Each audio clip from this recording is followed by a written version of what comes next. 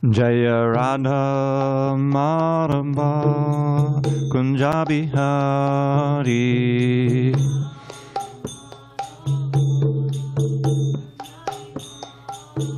Jaya Radha Madhava Kunja Bihari.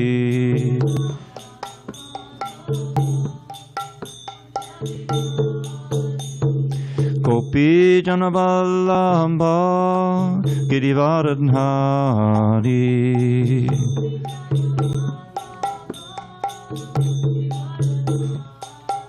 Jaya Gopi Janavallabha Girivaradhari.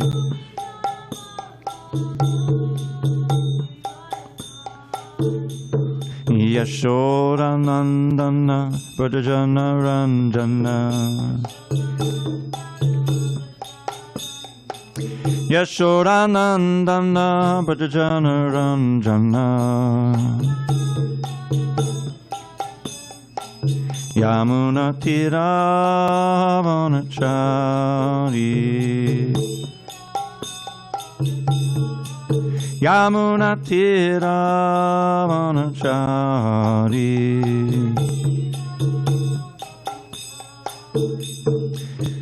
Hare Krishna, Hare Krishna, Krishna Krishna, Hare Hare, Hare Rama, Hare Rama, Rama Rama, Hare Hare.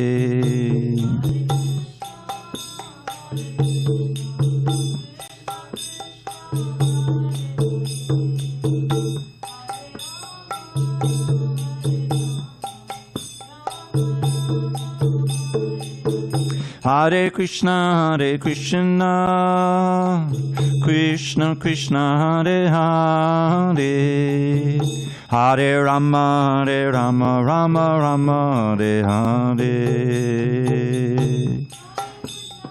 Krishna, Krishna Krishna, Hare Hare, Hare Rama, Hare Rama, Rama Hare Hare.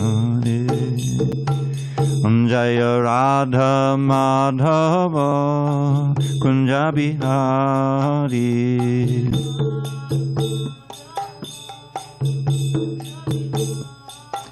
Jaya Radha Madhava Kunja Bihari.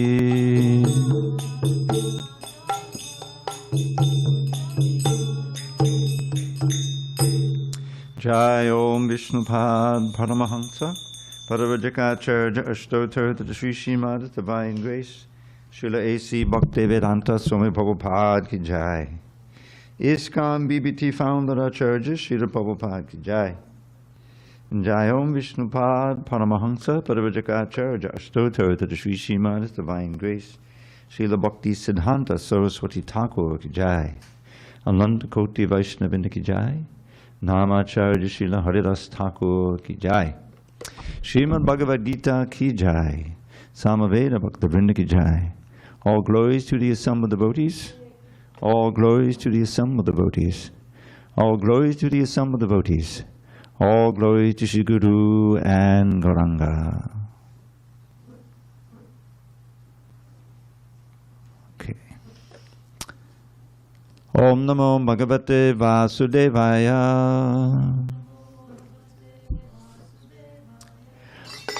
Uh-oh. Just see. So sorry.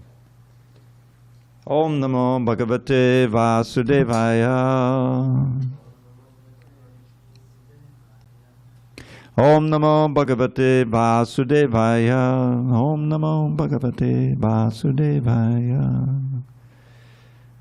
Okay.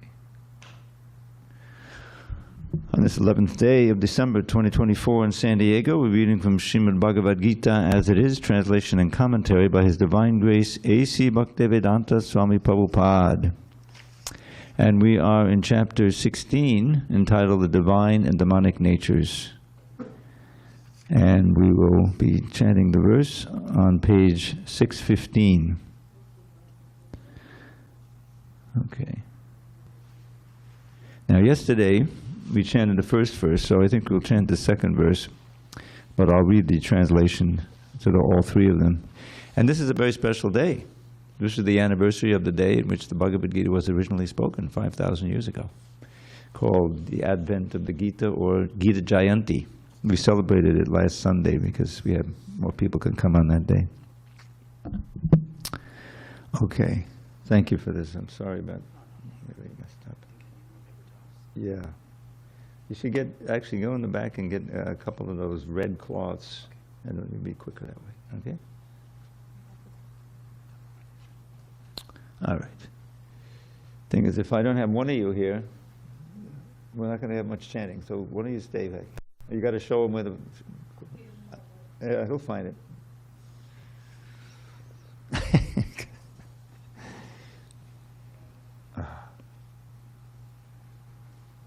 Sureshwar behind you has been coming for 35 years, but he's still a little weak on the chanting.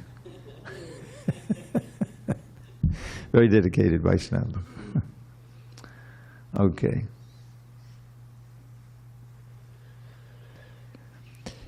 So, I already did that. Okay, so we'll chant that first verse in the 16th chapter, page 615. Shri Bhagavan Vacha Abhayam Sattva Sangshuddhir Jnana Yoga Vyavastitihi Dhanam Damash Chayagyascha Svadhyayas Tapa Arjavam. Shri Bhagavan Vacha Abhayam Sattva Sangshuddhir Jnana Yoga Vyavastitihi Dhanam Damashta Yagyascha Svadhyayas Tapa Arjavam. Shri Bhagavan Vacha Abhayam Sattva Sangshuddhir Jnana Yoga Vyavastitihi Dhanam Damashta Yagyascha Svadhyayas Tapa Arjavam. Shri Bhagavan Vacha Abhayam Sattva Sangshuddhir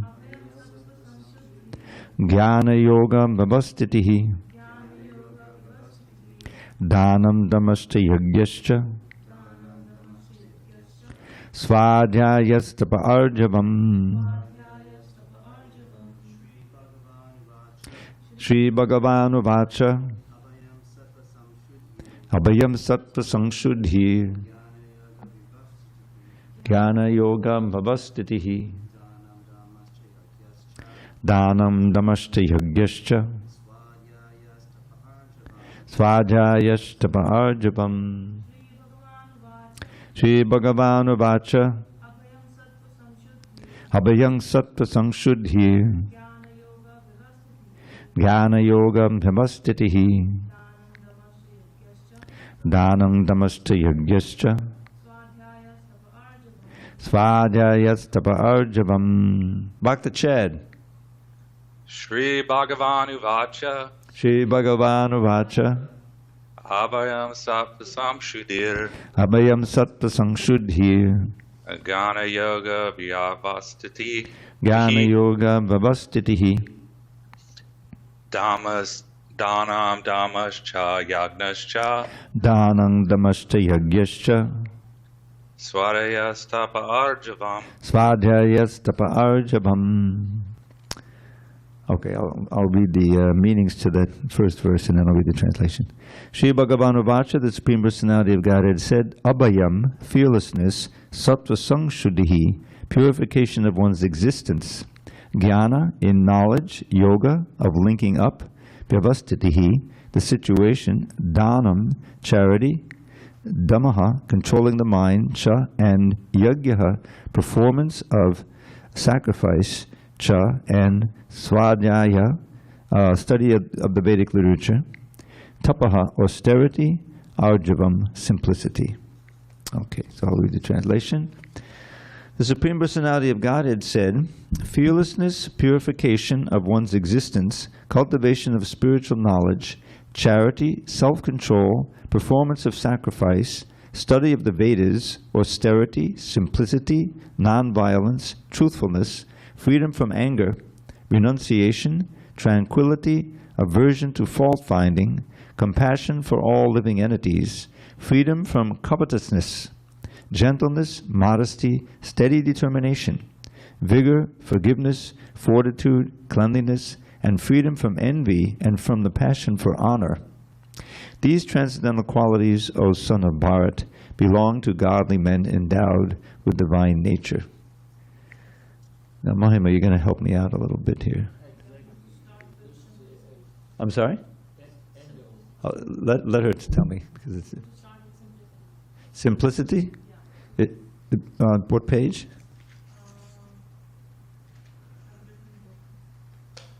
I don't think we did nonviolence yet, did we? We did tapas. Oh, okay. So we did the whole paragraph? So as far as Brahminical qualities? Okay. So we're on the second paragraph on page 620. Okay. Okay, reading from the purport on page 620, beginning second paragraph. As far as the Brahminical quality of simplicity is concerned, not only should a particular order of life follow this principle, but every member, be he in the brahmachari ashram, grihastha ashram, vanaprastha ashram, or sannyasa ashram, one should be very simple and straightforward. Ahiṁsā, this is a famous word, I'm sure it's in the English dictionary by now. Ahiṁsā means not arresting the progressive life of any living entity. One should not think that since the spirit spark is never killed, even after the killing of the body, there is no harm in killing animals for sense gratification. People are now addicted to eating animals in spite of having an ample supply of grains, fruits, and milk. There's no necessity for animal killing. This injunction is for everyone. When there is no alternative, one may kill an animal, but it should be offered in sacrifice. At any rate, when there is an ample food supply for humanity, persons who are desiring to make advancement in spiritual realization should not commit violence to animals. Real ahiṁsā, nonviolence, means not checking anyone's progressive life. The animals are also making progress in their evolutionary life by transmigrating from one category of animal life to another. If a particular animal is killed, then his progress is checked. If an animal is staying in a particular body for so many days or so many years and is untimely killed, then he has to come back again in that form of life to complete the remaining days in order to be promoted to another species of life. So their progress should not be checked simply to satisfy one's palate. That is called ahiṁsā. Okay, we'll stop there for now. Om Jnana Timirandasya Jnanandana Shalakaya Chakshu Unmidatam Mena Tasmai Shri Gurave Namaha.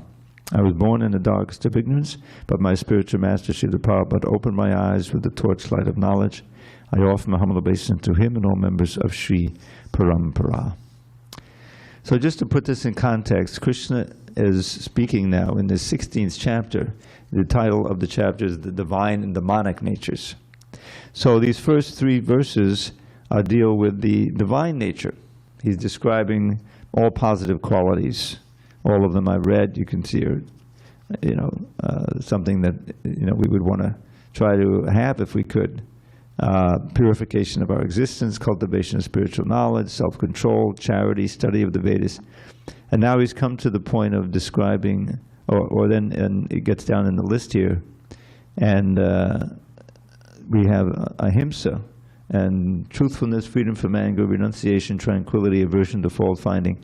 And in the first few qualities, Prabhupada speaks about the varnashram system. There's different categories of people in the society. And it's not really by birth, although that has an influence because you have certain qualities you inherit from your parents. But it has to do with the qualities you also develop. You could be born into a family of very poor people, not much education. But if you have a chance for education, you can develop these more positive qualities, you understand? So he's describing, these are all positive, these are divine qualities. There's nothing here. But then the bulk of the chapter is really describing the demoniac qualities and how dangerous it is to let those develop in your personality. Because a very important principle here is that you can develop certain qualities according to your association. That's why parents, responsible parents always want to know who you're hanging out with, after school. You don't want to hang out with those boys, who like to drink or doing this or that nonsense, because it's just a principle of life that you pick up, the qualities of those who you associate with. And that's one of the reasons why Srila Prabhupada called this the International Society for Krishna Consciousness. It's meant to be a facility for coming together, chanting together, a very powerful process of meditation, and cultivating these qualities that you can then share with each other. So this is a very important principle here. So we'll just skip to the part we read, which is beginning with was it 620 we were reading from? Okay. So Brahminical quality. So there's these 4 ashrams and 4 varnas, and the ashrams are like spiritual classes, and the varnas are social classes. Means that we are placed in society. So a Brahmin is on the top of the social qualities, or near the top, because you have the Shudras and the Vaishyas and the Kshatriyas and the Brahmins. Those are social qualities. The Brahmins are meant, the qualities we read: self-control, cleanliness, study of the Vedas, and teaching others. And they're meant to live very austerely. Now, in Vedic society, thousands of years ago, the kings or the Kshatriyas, they're also meant to be very pure and very learned. That's why you have this term Rajarshi. Raja is a king, and Rishi is a scholar. You combine them together, you get a Rajarshi. You see, the kings aren't just, out for power and wealth and things like that. At least in Vedic society. So the kings, but they have to deal with the management issues and sometimes fighting and so forth. So they take advice from the Brahmins. The Brahmins give the advice, and they live very austerely. So they're not just telling the kings what they want to hear, so they'll stay on a big salary. You see, they live very, very simply. And as Prabhupada tells this story, I think it was Chandragupta who was being advised by Chanakya Pandit, if I'm not mistaken. He was the king. And Chanakya Pandit was very famous. In fact, Prabhupada, he wrote I don't know exactly when he lived, maybe, but I think, you don't know either. But I think it would be something like the 16th century or something. It wasn't in ancient times, so ancient. But he was very learned and very highly respected. But he lived very, very simply because he didn't want to be in the thrall of the king, to remain an advisor. So one time the king was disagreeing with one of the advice, so I quit. He said, I'll go home, and you had that liberty, Whereas if you're bought out, you're being maintained in very opulent circumstances, you want to tell the king what he wants to hear, right? I mean, it's really corrupted. So that's an important point here. So Prabhupada is speaking, we were studying about this word ahiṁsā. Now, the word ahiṁsā became famous by Mahatma Gandhi and also Martin Luther King, I think, the nonviolent means of social change, rather than starting some kind of a gang or something, or using violence to try to change it. So ahiṁsā means nonviolence. But what is nonviolence? Prabhupada, he says, is interesting. Not arresting the progressive life of any living entity. So that's the greatest violence. Violence, can be very varied. It can be verbal. It can be, that you're doing violence to someone. I mean, how much we have on modern day? Young kids are looking on their phone, and they're being bullied, getting bullied on the phone, on social media. Isn't it happening like that? I never had that when I was growing up. I mean, people would, they would insult you or something, but then they go off and you go off, and you. But it could be devastating. So all of that kind of violence is antithetical to brahminical qualities and to the devotional mood. The devotees try to cultivate this mood of trying to help people as much as possible.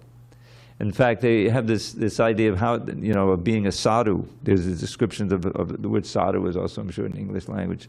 Sadhu sangha, or it become sat sangha is the same idea. So who is the sadhu? So it's described in the third canto of the Srimad Bhagavatam, which is kind of a graduate study of bhakti. And this is the ABCs, but it's very important. It's foundational, it's Bhagavad Gita.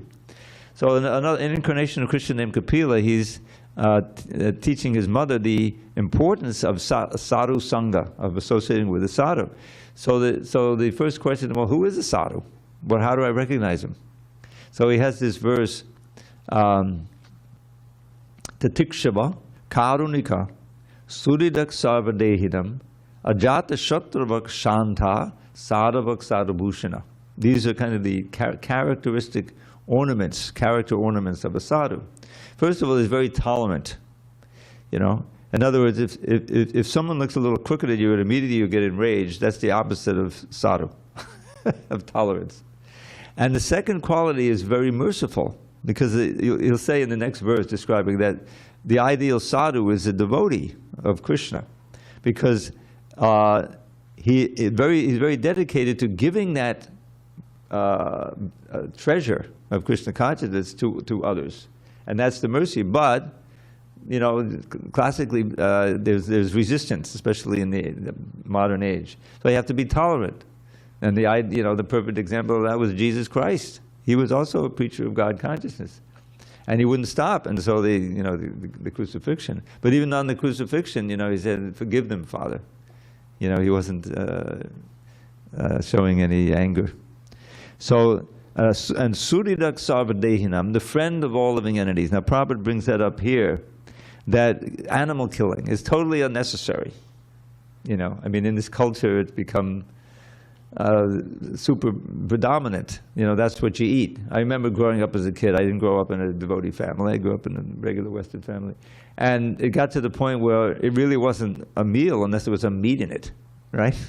That's the Western ideal. If you can afford that, oh, you're really living high, But actually, it's totally unnecessary. I also remember as a child, because a hamburger or a meatball, you're conscious, you can forget that it comes from an animal. But there, when we had chicken, and we saw, and it's a bird, I said, oh, no, because I was thinking, the poor bird, thinking like that. At least that was the original thing. After a while, you lose that. But ahiṁsā is a central characteristic of devotees, because you're conscious of the equality of the soul in every living being. This is one of the things. You realize that, okay, I'm in a human body, but I used to be in this animal body. We have evolved. The body doesn't evolve, but the soul evolves. The consciousness evolves. And there's no need. There's no real reason to torture. And especially what they do in the mass, slaughterhouses and all of that business. It's not necessary.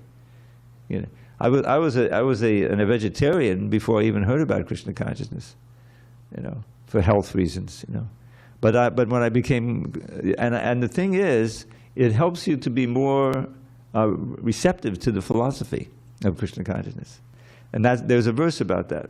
At the beginning of the 10th canto. Now, the stories about Krishna that we know so, that's so famous for, is playing with his mother, get bound up, and playing with his friends, and especially dancing with the gopis and all that. That's all recounted in the 10th canto. So, at the beginning of the 10th canto, Parikshit Maharaj, who was the first hearer of the Bhagavatam, the first speaker was Shukadeva Goswami, who was this great scholar and devotee. And Parikshit Maharaj was a very saintly king, but he made one mistake, and he insulted one sage who was sitting because the sage wouldn't acknowledge him. He was very thirsty. You know the story? Yeah. And so he put a dead snake around his neck, and walked off. And even on his way back to his palace, he was thinking, oh boy, I think I made a mistake. I don't think And sure enough, the sage's son, named Shringi, when he heard about it, he had, this was like the beginning of Kali Yuga, where he had the Brahminical power, the tejas, to curse someone, but he wasn't mature. He was only a boy, you know. And so he heard his father was insulted by the king, King Parikshit, who was benefiting everyone. He was a very saintly king. So he curses him to die within 7 days. Now Parikshit was so, he could have counteracted the curse, but he took it as providence. That, you know, and so what did he do? He immediately sat down on the Ganges and just waited. And gradually, all kinds of sages came. You know, they came from different planets even. And Shukadeva arrived, and he was the first hearer of the Bhagavatam. Now, after the ninth canto, it finally get to be the 10th canto, and he was speaking right at the beginning of the 10th canto. And you'll find it in Prabhupada's Krishna book. You know, the history of the Krishna book is in it. The Krishna book is really entitled Krishna, the Supreme Personality of Godhead, you know. But that's kind of a long title, so it's become to be known as Krishna book, even by Prabhupada. But right at the beginning of the book, Parikshit Maharaj was just speaking. And he has a verse. He says, oh, now, first he's asking Shukadeva, now please relate these pastimes of Krishna. You know, I've heard these 9 cantos. So he has a verse that it's like practically the only verse quoted in the whole Krishna book, because it's a flowing story. It's like what Prabhupada calls a summary study. It doesn't have the, you know, this formal Sanskrit and all the thing like that. But this Sanskrit verse Prabhupada quotes, Nivritta tarshayar upagiyamanan babhavshadat shrota mano biramat kauttama shloka gunanavarat puman varajeta vina pashugnat. So Nivritta tarshayar means those who are free from material desire. When they speak about Krishna, pure devotees like Srila Prabhupada and Shukadeva Goswami, then it's that much more potent. It's because it's filled with their own realization, you see. So he said, Nivritta tarshayar, when those who are free of material thirst and desire, upagiyamana, they sing. What do they sing? Bhavavsha that shrota mano biramat. They sing about Krishna, and they describe him, and it serves as a medicinal counteraction for birth and death. Bhava is short, it means becoming, and it's short for birth, old age, disease, and death. These samsara, this term of the samsara that the Japanese speak of. And this is what we want to get free of. You know, we want liberation. That's a good impetus for practicing Krishna consciousness. But the wonderful thing about it is that after a certain time, you don't even want to care about liberation, because you know, those who are really transcendental at every moment remembering Krishna, they're enjoying the pleasure of serving him so much. They said, Krishna, I'm praying to you, but not for liberation. Just let me have service to you, somehow or other. Heaven or hell or earth, I don't care, or the spiritual world. You know, that's a very mature. But desiring liberation is a very good way of keeping you serious on the path, because that time is coming. You know, when we're all going to die, and the body will die. But what will be our fate? What will be our future? So you think, okay, so I should, and it could come at any time. So therefore, I have to get serious about Krishna consciousness. So anyway, he goes on speaking there. This glorification of Krishna, which is the cure for birth and death, and is very delightful medicine. Literally, aushadhi means medicine. It's not a bitter medicine, it's so sweet. But mano abhirama, it's very delightful for the mind and the soul. So, kauttama shloka gunanavanat puman varajeta. Who would give up? Who would not take advantage of hearing about Krishna? Because it's so easy, you know, especially with all these books that Prabhupada produced. Ka uttama shloka. Now it's interesting you use the word uttama shloka. Uttama shloka means Krishna who is described in the best of shlokas, the best of poetry. It's interesting.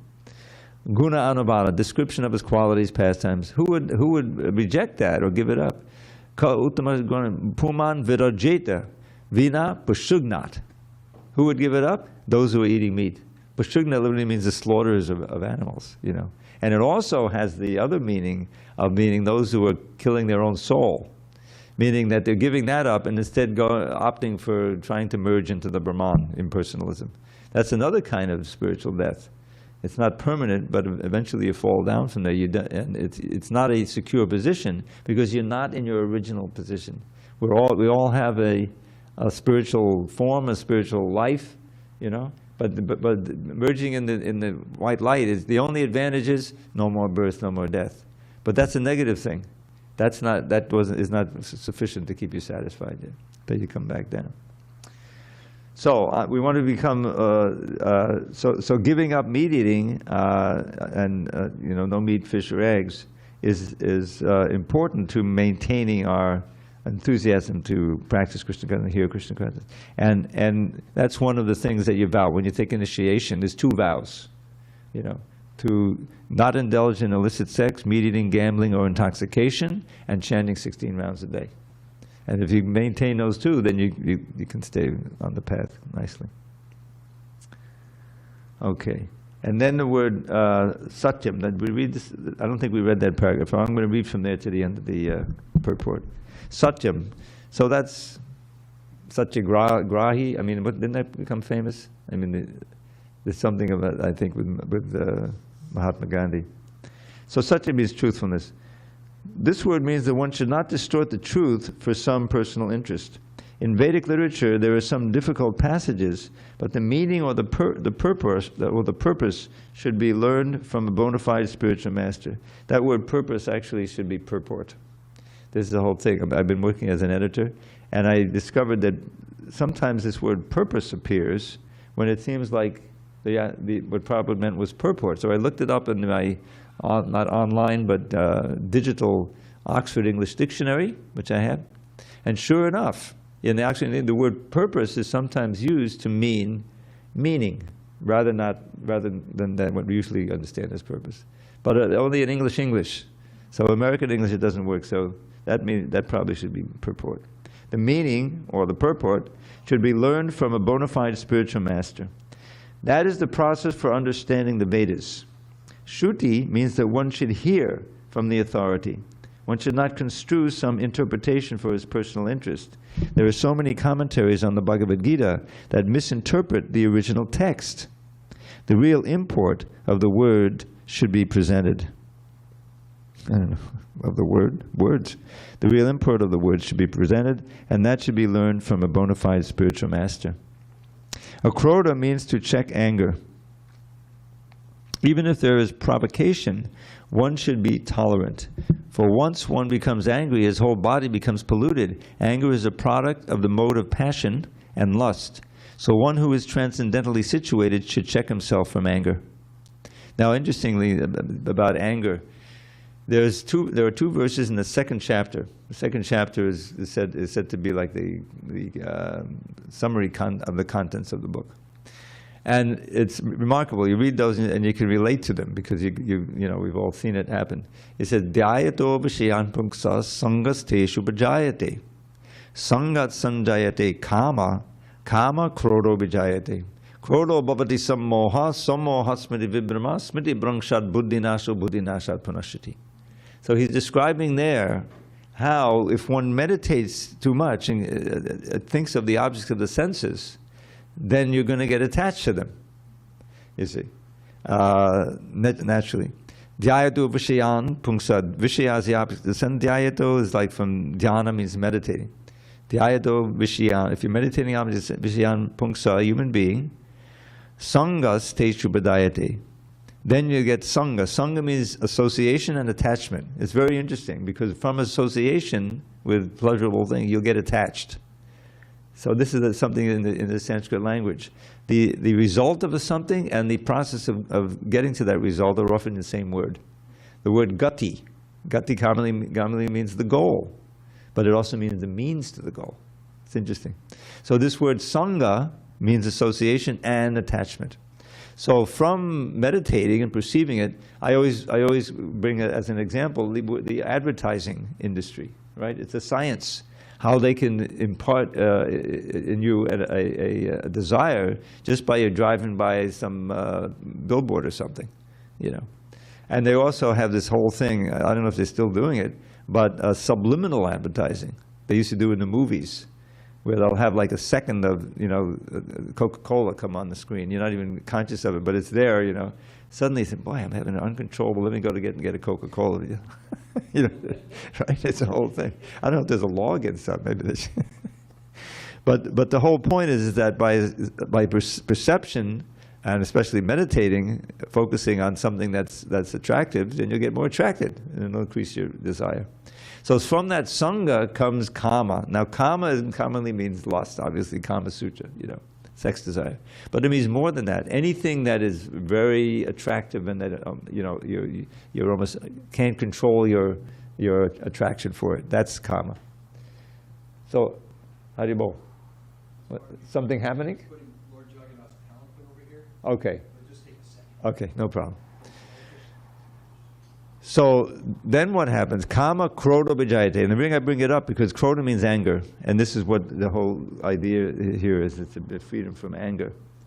And the anger, krodha, because naturally you want something so much, but you can't have it. Or you have it, but it's lost. Someone takes it from you. So from kama comes krodha. And krodha bhavati sammoha. You can become completely bewildered. So many crimes of passion, someone will do something that he ordinarily wouldn't do and play for it for the rest of his life. He may kill someone, or like that. That happens all the time. So that's what Krishna says here. Krodha bhavati sammoha, you become completely bewildered, you forget yourself. And sammoha smriti vibhrama, you lose your memory, and smriti bhrangshat buddhi nasha. And from losing your memory, your intelligence is lost and you're finished. So it all starts with focusing on or meditating on the objects of the senses and letting it get control of you. It's almost like what happens in a drug addict. Your friends, and you go to a party or whatever it is, association, and everyone's doing it. Try this, and say, okay, you try it.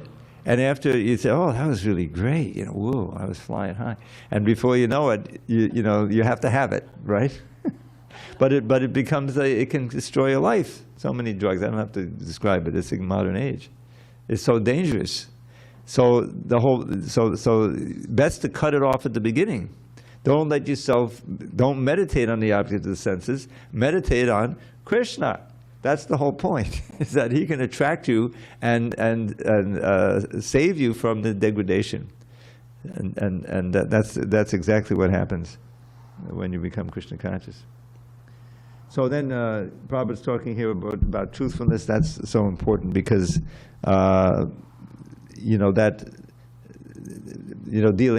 being honest and dealing with truthfulness is, otherwise you always feel in danger and you can't be trusted. Now Shruti, hearing. Right at the beginning of the Bhagavatam, we hear of the importance of hearing in a certain way, because you can hear and it goes in one ear and out the other. But hearing is called shushu sho. You can hear the word Shruti is there in that word, but it's a special kind. And it means, Prabhupada would define it as submissive oral reception, or ardent hearing. The point is that you're hanging on every word, because that this is your real chance to get infused with the truth and to be transformed by the hearing. And that's the way the Bhagavatam is meant to be heard. And he says right at the beginning, I forget the whole saying, but Dharma projita kaita bhota padamonam saranam satam Vejam vastavamatavastu shivadam tapatrayonulanam. Srimad Bhagavate Mahamudake King Vaparayar Ishvara Sadjo Ridya Varujate Chikritabi Shushubi Tashan. That word Shushubi is a transformation of the word Shushushro, which means ardent hearing. So he's saying there, this is such a wonderful book, it kicks out all cheating dharmas, this is general religion. And it's understood only by the non-envious. Nirmatsaranam satam vedyam vastava vastu. Vastava vastu, because I used to study philosophy when I was a young man in New York. And it's like the thing as it is, the basis of what is real substance. Vastava vastu. The super, Brahman, the ultimate truth, absolute truth. Shivadam gives all good fortune. Tapatrayon mularam uproots the threefold miseries. Miseries caused by your own body and mind, by others, or by the devas, the natural disturbances. All of those are cured because you get out of your body. You get your spiritual body.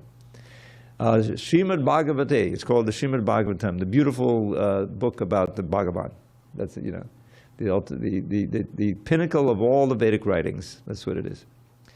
Srimad Bhagavate, Mahamuni Krite. It was written by Vyasadeva in his maturity, the final book that he wrote. Vyasadeva wrote all the Vedas. King Vaparaya. Now this says, what do you need anything other book for? Because King Vaparaya, the Ishvara, the Supreme Lord, becomes manifest in your heart by systematic hearing in this mood of very great attention and receptivity. So that's what Shruti is all about. By hearing the Vedic literatures, especially Bhagavad Gita, Bhagavatam, like that, from the right source. Very important to hear from the right source, someone who's realized, like Srila Prabhupada. Then it has a transformation, and the Lord becomes manifest in your heart. You could achieve. So therefore, he says, what do you need any other book for? That's what it says in it. But there are so many other books that follow in the footsteps of the Bhagavatam and Bhagavad Gita. Okay, let's finish the purport now. Akrota means check anger. Even if there's provocation, one should be tolerant, for one becomes angry, his whole body becomes polluted. Anger is a product of the mode of passion and lust, so one who is transcendently situated should check himself from anger. Apaishanam means that one should not find fault with others or correct them unnecessarily. Of course, to call a thief is not fault-finding, but to call an honest person a thief is very much offensive for one who is making an advancement in spiritual life. Means that one should be very modest and must not perform some act which is abominable. Achapalam, determination, means that one should not be agitated or frustrated in some attempt. There may be failure in some attempt, but one should not be sorry for that. He should make progress with patience and determination. Now this is a very wonderful thing about Krishna consciousness, and that is that you may find that you're trying to do some service and you're not succeeding, or you make some mistake and so forth. But just the effort to keep, to keep doing it, not to be discouraged, that itself becomes pleasing to Krishna. And you can feel fulfilled even if you're not succeeding at a certain service. Whereas on the material plane, you're trying to build some bridge and something happens and then the whole thing was wasted, So, but in spiritual life, nothing is ever lost. This is such a wonderful, it's the greatest investment. You can't lose, because even just, chanting one name or even hearing the word name Krishna chanted purely is such it can get rid of whole lifetimes of sinful reaction. So where do you find that, in the material plane? Nothing like that. And right at the beginning, chapter 2, this memorable verse, what is it? Oh, does anyone know that?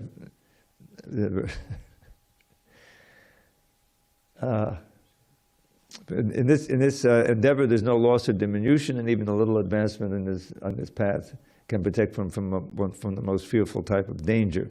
Neha bikrumanashosti pratyabhayo navidyate svapamapyasa dharmasa trayate mahato bhayat. In this endeavor of Krishna consciousness, what was it start? I didn't get enough sleep last night. Neha bikrama, akrama nashosti. This endeavor, there's no destruction. Whatever progress you make is yours forever. Now, if you don't go back to Godhead, then you have to take another birth. So we should be serious about trying to complete the process. But it's encouraging to realize that, okay, I know I've been through like millions and millions of births and millions of species. Now I'm a human being, and at least I'm making some progress in Krishna consciousness, so I won't lose the human form. That's what it means, mahato bhayat. Now the word bhayat, and here's another instance of that where the word and the result of the word have the same meaning. Bhaya means fear. Now what produces fear? Danger. right? Danger produces fear. So another word, one of the words in Sanskrit for danger is bhaya. It's famously the word for fear, but it's also the word for danger. And mahato bhayat means the greatest danger. Or as we're trying to get translation, finally, the most fearful type of danger, which is to lose the human form of life and go down to the species. No one ever dies. Najayate mriyate bhakadachan. I made a little poem out of it. You ever heard it? Okay, now first, it's best if you read it, but you can't read it because the word N-O-B-O-D-Y, everyone knows that word, right? It's actually pronounced nobody. It's not pronounced nobody. It's pronounced nobody. That if you look it up in a bit. So, but nobody is two words. Nobody, not every single body. Every body dies. Everybody dies. Nobody dies. Wake up and open your eyes. You're not that body, you're a pure spirit soul. Chant the holy name and attain life's goal. Ramapad Maharaj liked that one. He sent me a letter. So that's a big part of the message of the Bhagavad Gita. That he was trying to get Arjuna to realize, look, nobody's going to die in this battlefield, but everybody's getting killed. All the bodies are getting killed. Whether you fight or not. My plan is to, because there's all these demoniac forces, that's part of what, you have to rid the earth of them. So don't think that if you don't fight, that Bhishma Dev and Dronacharya won't die. They're all going to die anyway, you see. But nobody's really going to die. Everyone's going to lose their body, but there'll be so much benefit because they'll lose their body in my presence. If Krishna's there and you die, then you go back to guide it, basically. So anyway, that's a very important point. And we need to, waking up, Jeev Jago Jeev, the famous song by Bhaktivinoda Thakur. We have to wake up. Uttishta Jagrata Prapa Varana Bodhita. Isn't that a Vedic conjunction? Uttishta, get up, Jagrata, wake up, sleeping soul. Prapa Varana Bodhita, become aware of the great boon that you have of the human form of life. Don't waste it. Don't waste any time. Turnam. I got to chant this verse. This is one of my favorite verses.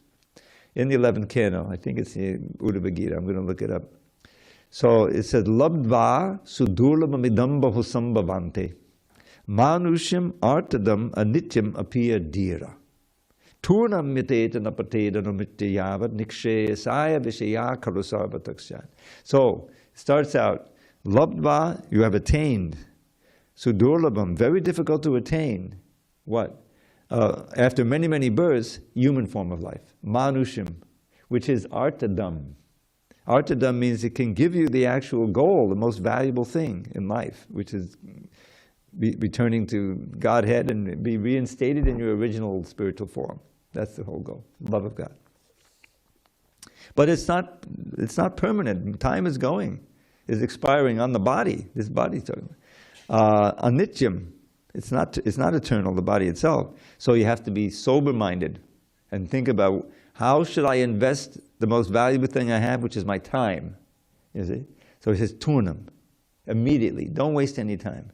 Yateta, strive. Sometimes the sannyasis, they're called yatis because they're always striving for perfection. So we have to also be that way. Yateta, napateda numritya yavat.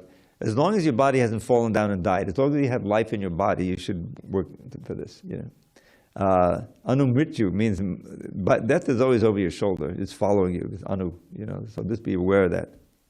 So what should you strive for? Nikshayasa, the ultimate good. The ultimate good is very simply being reinstated in our original Krishna consciousness, which is a position of love of God in one of 5 rasas.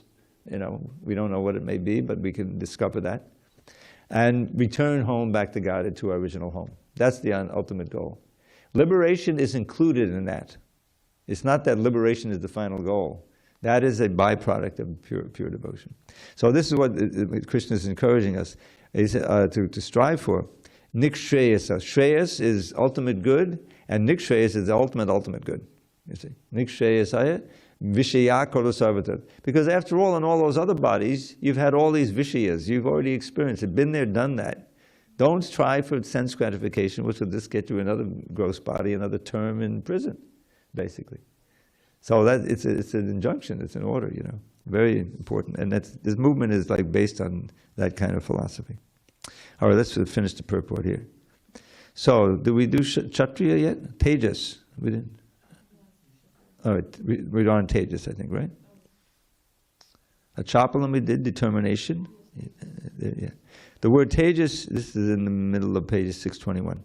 The word Tejas used here is meant for the Kshatriyas. The Kshatriyas should be always very strong to be able to give protection to the weak. They should not pose themselves as non-violent. If violence is required, they must exhibit it. But a person who is able to curb down his enemy may, under certain conditions, show forgiveness. He may excuse minor offenses. Shaucham means cleanliness, not only in mind and body, but in one's dealings also. It is especially meant for the mercantile people who should not deal in the black market. Nati manita, not expecting honor, applies to the Shudras, the worker class, which are considered, according to the Vedic injunctions, to be the lowest of the four classes. They should not be puffed up with unnecessary prestige or honor, and should remain in their own status. It is the duty of the Shudras to offer respect to the higher class, for the upkeep of the social order. All these 26 qualifications mentioned are transcendental qualities. They should be cultivated according to the different statuses of social and occupational order. The purport is that even though material conditions are miserable, if these qualities are developed by practice by all classes of men, then gradually it is possible to rise to the highest platform of transcendental realization. So, any discussion on any of these? These are the transcendental qualities, and then in the very next verse, he starts listing the demonic qualities, and for the rest of the chapter, it's all about the demons. In fact, at one point, Krishna even takes the role of a demon and imitates him. There's a mantra, I learned a long time ago. Ishvaroham, aham bogi, siddhoham, balavan sukhi.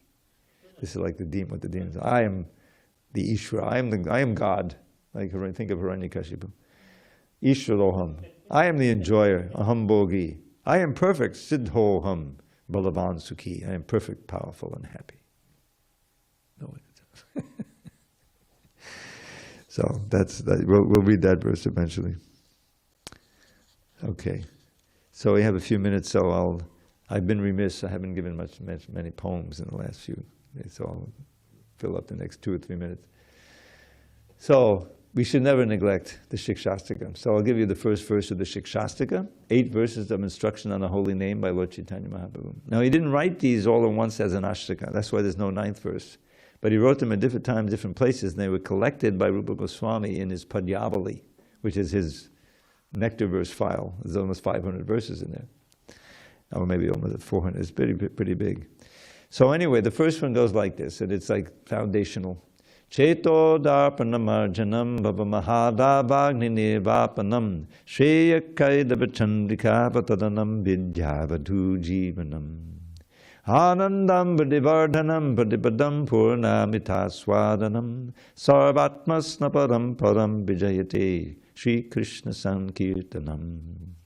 All glories to the chanting of Shri Krishna's holy names, which easily extinguishes samsara's blazing flames by polishing the lust-encrusted mirror of the heart.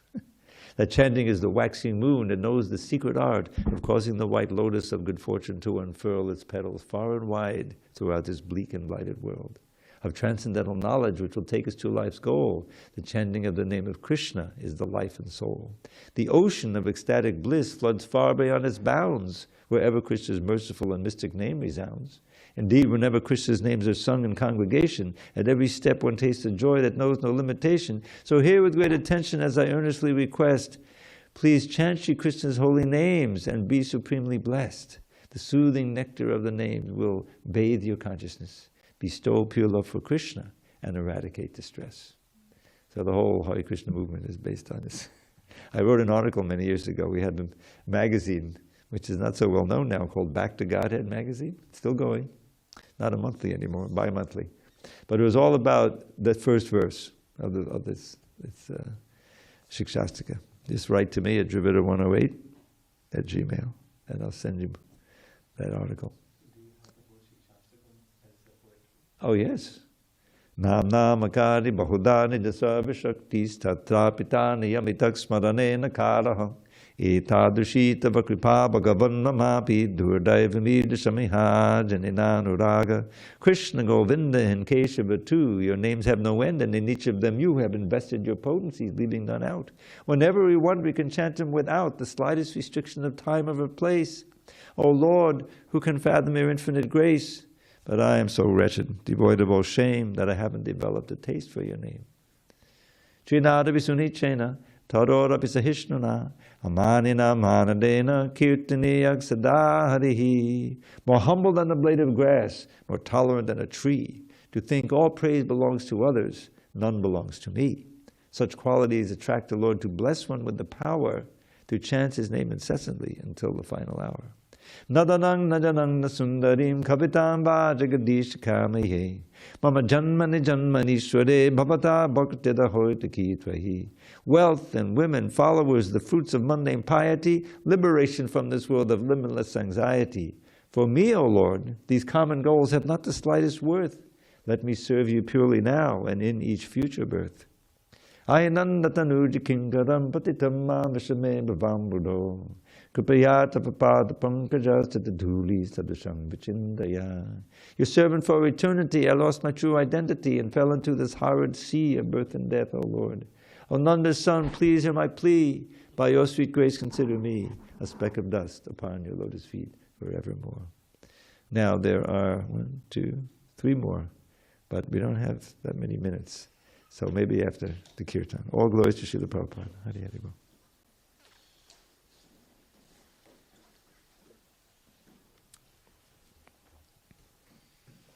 Also, if you go to YouTube and you search for Dravida space Mayapur, you'll hear my recitation of the Shikshastika almost 20 years ago. Huh? It was playing this morning here. Here?